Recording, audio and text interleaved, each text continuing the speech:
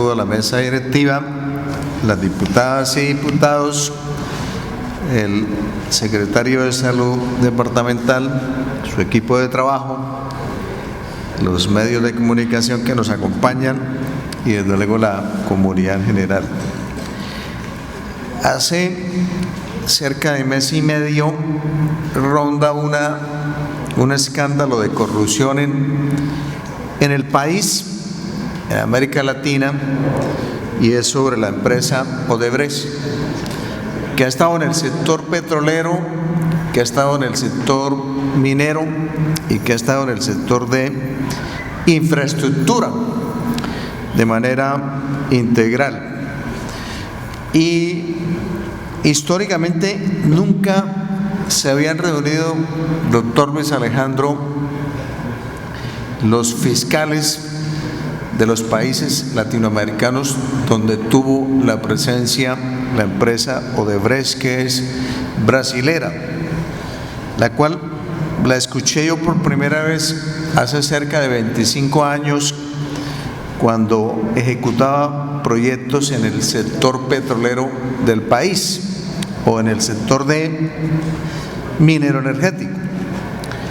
Pero si hay un sector con el cual no nos escandalizamos, y por cierto actuaron rápido la fiscalía, se hicieron las pesquisas, se hicieron las investigaciones, están vinculados presidentes, señalan al presidente de Perú, señalan a los hijos del presidente de Panamá, de la época Martinelli, y así sucesivamente actuaron profundamente rápido. Pero si hay un sector que es corrupto en el país, es el sector salud, en algunos sectores del sector salud. Y ese es el gran problema de la red pública hospitalaria nacional. En primer lugar, la quieren acabar, porque le interesa al sector privado que no funcione la red pública hospitalaria, ¿cierto, doctor Salvador? Al sector privado le interesa retomar esa plática que opera dentro del componente, digámoslo, administrativo, que opera la plática del sector público. Y el sector público pareciese, del sector salud, valga la redundancia, pareciese incompetente cuando la realidad no es así. Lo que pasa es que la salud, como lo decía el diputado Edgar Suárez, es un negocio. Y lamentablemente se crearon empresas para manejar el negocio de la red pública hospitalaria y de la salud en lo que compete a la parte pública. Un sector profundamente abandonado por el Estado, por el presidente no de la época, históricamente por los presidentes. Segundo lugar, por los ministerios de salud. Tercer lugar, por la superintendencia de la salud. Y cuarto lugar, porque yo no he visto una investigación profunda y fundamentada de los organismos de control en lo que tiene que ver con la red pública hospitalaria a nivel nacional. La corrupción, efectivamente lo que decía el diputado Edgar Suárez es cierto, la tercerización, el manejo como de hospitales en algunos casos como cajas menores, entre comillas los sindicatos en el papel, porque no son los sindicatos, doctor Roberto Esmalva, que históricamente realmente representan los intereses de los trabajadores, sino sindicatos que fueron creados bajo una premisa de que se contratara con ellos los servicios de prestación de personal, el tema de los medicamentos, la entrega de servicios sin contemplar el deterioro presupuestal y misional de la red pública hospitalaria, etcétera. Yo pienso que la corrupción sería muchísimo más en el valor del mismo escándalo que hoy tiene en el país y en América Latina Odebrecht. Y uno se preguntaría, ¿desde cuándo? Y ahí sí, como dice una parte, un eslogan de un himno de un colegio, desde siempre hasta la fecha, en la salud, en el sector salud, en los dineros públicos, la corrupción ha sido profundamente notoria. Pero uno no ve las actuaciones por parte del Estado ni de los organismos de control. Lo que hemos hecho nosotros en el caso de Santander, doctor Luis Alejandro y doctor Oreja Arena, desde el 2008 que hemos estado aquí con Roberto, el control político en los hospitales. Y por eso, bienvenida a esa proposición, Roberto, que usted había contemplado redactar, y lo acompañamos para efectos de hacerle el debate a los gerentes de los hospitales, pero es un debate integral de los temas de salud, incluyendo los hospitales, que vamos para el mes de abril, y la vamos a hacer con la presencia de todos los directores de los hospitales públicos. Si uno se pusiese a revisar al detalle cada uno de los procesos de contratación de los hospitales públicos, no voy a decir que solo en Santander, sino en el país, la situación sería profundamente lamentable para algunos gerentes de esos hospitales. Y es ahí donde nosotros debemos trabajar, doctor Luis Alejandro.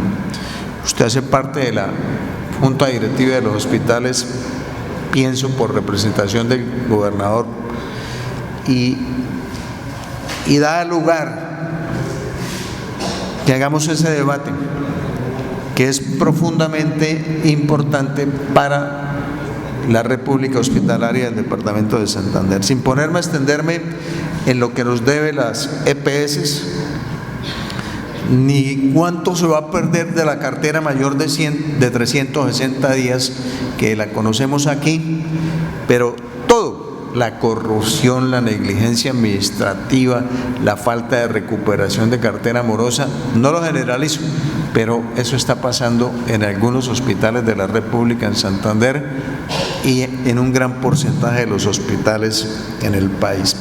Pero aparte de la cartera morosa, lo que nos quedaron debiendo las EPS que se liquidaron por el mismo Estado, Caprecón, cuánto le está debiendo a la República Hospitalaria en Santander y en el país. Y los hospitales, perdón que lo diga, mi querida doctora Ángela, los hospitales quebrandos, o más bien los están quebrando, y otros se están enriqueciendo con la quiebra de los hospitales de la República en Santander y en el país. Pero yo quiero tocar igualmente dos aspectos. Estaba revisando el informe y, en primer lugar, es el cumplimiento de las metas. Las metas en el informe de gestión de la vigencia 2016. Ustedes ejecutaron el 85.26 de la vigencia del año 2016 y les dio exactico el cumplimiento del 25% del cuatrenio. Los felicito porque son más perfectos que un ingeniero en el porcentaje de ejecución. Y quiero resaltar su presencia en la Secretaría. Yo pienso que su presencia le da garantías al departamento, su conocimiento, su experiencia y su perfil de alto gerente, y no soy salamero, pero le conozco su trayectoria. Y además, perdón que se lo diga, es que faltaba alguien que respetara e hiciera respetarse también al interior de la Secretaría de Salud. Eso es fundamental para una institución tan importante en lo misional, que yo pienso que el gobierno en su caso no se equivocó de perfilarlo como secretario de Salud del Departamento de Santander.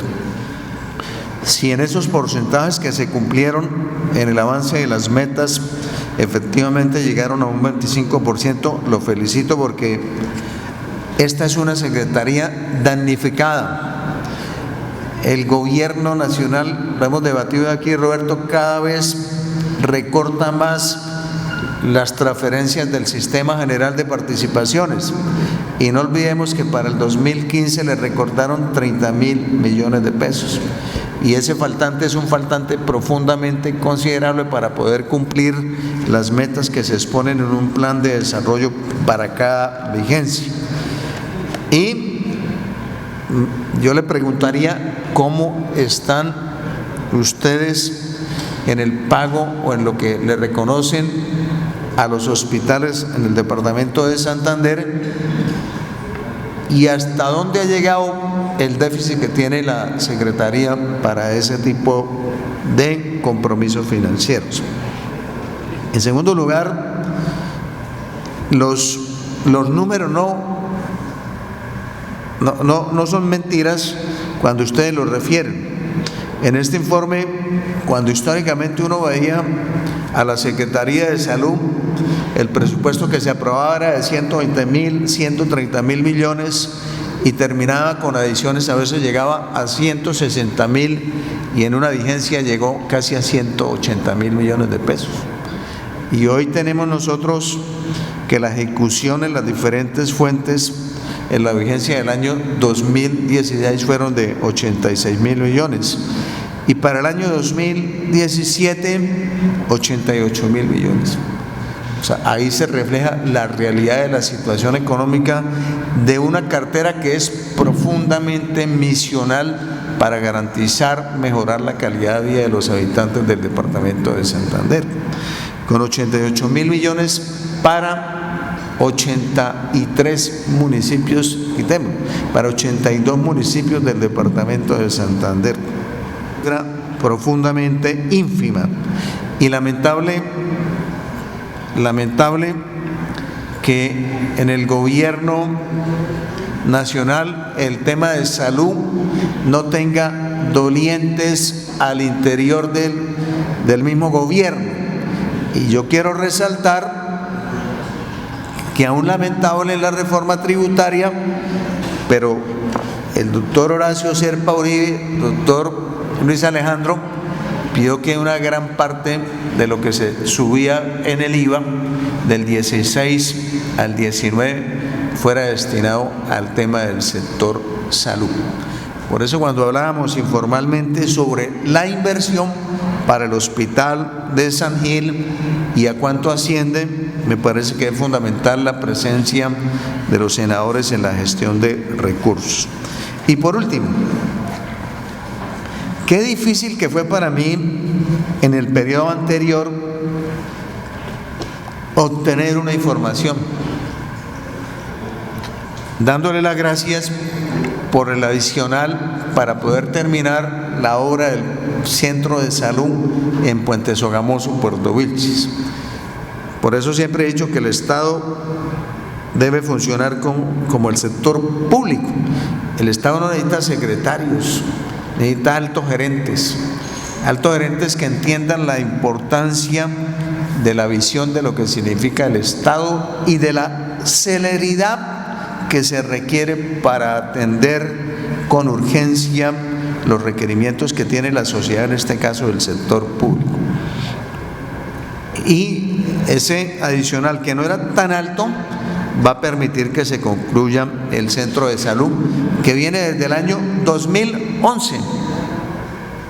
El centro de salud de Puente Sogamoso, en la zona de Puerto Wilches. Pero qué difícil fue para mí, y es un debate que no lo pudimos realizar el año pasado, pero lo vamos a realizar en el mes de abril, conjuntamente con el debate que se va a hacer sobre la red pública hospitalaria. Y es los hospitales o los centros de salud inconclusos, que vienen desde la urgencia 2011, o digamos periodo 2008-2011 hasta la fecha. ¿Cuáles son esos hospitales o centros de salud inconclusos que tiene el departamento de Santander? ¿Y a cuánto asciende el monto de los recursos que se requieren? ¿Cuáles han sido suspendidos? Pero yo le pediría un favor.